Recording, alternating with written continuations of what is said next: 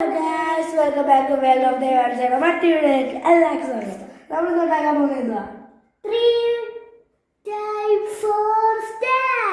3 minute snacks. അത് ആട്ട വെച്ചിട്ട്.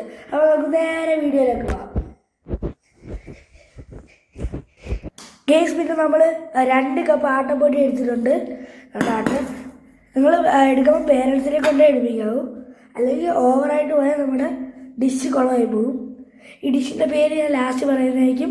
അപ്പോൾ നമുക്ക് അടുത്തായിട്ട് വേണ്ടത് മുളക് പൊടി. നമുക്കിവിടെ മുളക് പൊടി കിട്ടിയിട്ടുണ്ട്. ഇനി തുറക്കാം. കാരണം മുളക് പൊടി തുറന്നിട്ടുണ്ട്. നമുക്ക് 1 ടീസ്പൂൺ മുളക് പൊടി ഇടാം. 1 ടീസ്പൂൺ മാത്രം മതിയേ. നമുക്ക് മുളക് പൊടിയുടെ പാത്രം. പിന്നെ ഒരു കാര്യം, മുളക് പൊടി എടുക്കുമ്പോൾ കണ്ണ് ചെയ്യാതെ നോക്കേണ്ടതാണ്. അപ്പോൾ നമുക്ക് ഉപ്പെടുക്കാം. നമ്മൾ ഉപ്പും ഒരു 1/2 ടീസ്പൂൺ എടുത്തിട്ടുണ്ട്. ഉപ്പിടാം.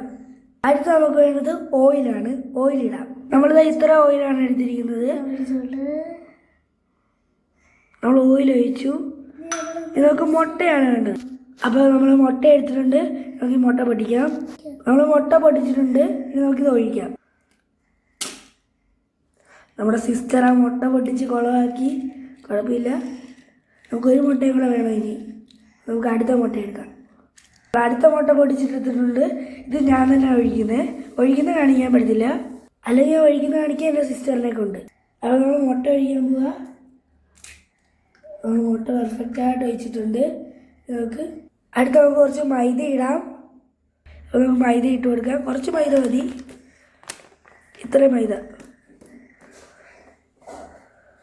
അരിയത്തിയാണിത് മിക്സ് ചെയ്ത് നമുക്ക് നല്ലോണം മിക്സ് ചെയ്ത് കൊടുക്കാം. അരിയത്തി മിക്സ് ചെയ്തിട്ട് നല്ലോണം അതിലേക്ക് ഞാൻ എടുത്ത് മിക്സ് ചെയ്യുന്നതായിരിക്കും.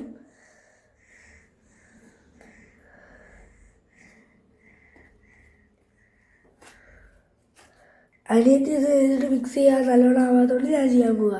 ഇതിനകത്ത് വെള്ളത്തിൻ്റെ കുറവുണ്ടെങ്കിൽ നമുക്ക് കുറച്ച് വെള്ളം ഒഴിച്ച് കൊടുക്കാം.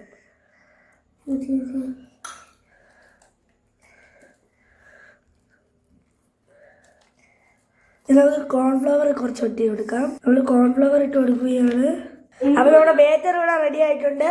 ഇനി നമുക്ക് ഈ വെളിച്ചെണ്ണ പാനിലോട്ട് വെച്ച് ഈ ബാറ്റർ വറുത്തെടുക്കാം. വറുത്തെടുക്കുന്ന വിഷ്വൽസ് ഞാൻ കാണിച്ചു തരാം. നമ്മൾ ഗ്യാസ് സ്റ്റവ് ഓൺ ആക്കിയിട്ടുണ്ട്. നമ്മൾ എണ്ണ ഒഴിക്കണം. വറക്കുമ്പോൾ നിങ്ങൾ പ്രത്യേകം ശ്രദ്ധിക്കുക, പേരൻസ് കൈ കൊടുത്താൽ വറക്കാവും. നമുക്ക് ഈ ഓയിൽ തിളയ്ക്കുന്നതിന് വെയിറ്റ് ചെയ്യാം. നമ്മളിത് ഫ്രൈ ചെയ്തുകൊണ്ടിരിക്കുകയാണ്. അപ്പോൾ നമ്മൾ ഫസ്റ്റ് ഇത് നമ്മൾ ഇട്ട് കഴിഞ്ഞിരിക്കുന്നു.